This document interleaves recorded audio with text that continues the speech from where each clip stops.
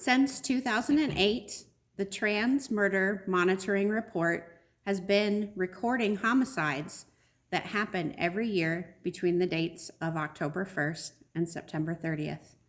Since the project began 12 years ago, they have recorded 3,664 deaths.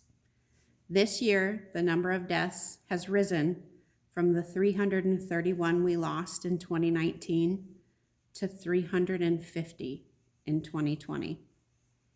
Although the data must be viewed in the context of being only the tip of the iceberg, the report authors note that there is an alarming upward trend through their data from 2008 to 2020. Behind the statistical representation of numbers and percentages, there are people whose lives we value and who we as a society failed to protect. These are our friends, our coworkers, and our family. This upward trend of violence against transgender persons happens while a global recession in trans rights, with countries from Hungary to Poland to the United States seeing shifts during the pandemic towards anti-LGBTQ policies and rhetoric. In the UK, transphobic hate crimes have quadrupled over the last 5 years. And in the US, the Human Rights Campaign have seen the most violent year against trans people ever recorded.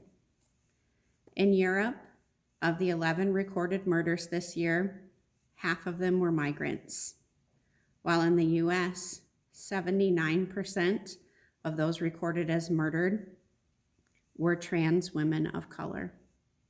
The overwhelming trend shows trans women are most vulnerable. 98% of those murdered this year were trans women or trans feminine people. This has to stop. It has to stop now. We cannot sit idle and simply mourn. This somber remembrance should light a fire in us. A fire to write letters to local and national legislators. A fire to support legislation towards transgender rights throughout our words, through our pens, through our songs, through our protests, and through our hearts. This fire needs to be kindled with the hearts of others. We need to share our thoughts and our feelings. We need to make it known that we support transgender rights. Each and every one of us here and beyond need to be the change in this world.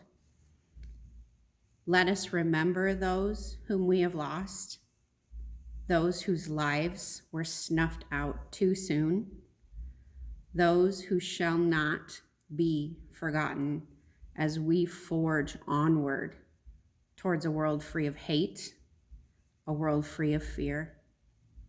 Let us remember.